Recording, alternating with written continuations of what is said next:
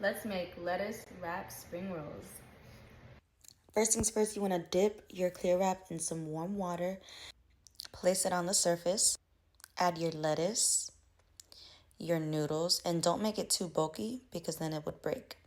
Then you want to go in with your cucumbers, your shredded carrots, and your shallots. Also, you want to put in some bean sprouts, and you can't forget the cilantro because that is the best part, for me at least. You want to go in with your ginger and then tuck it in and roll.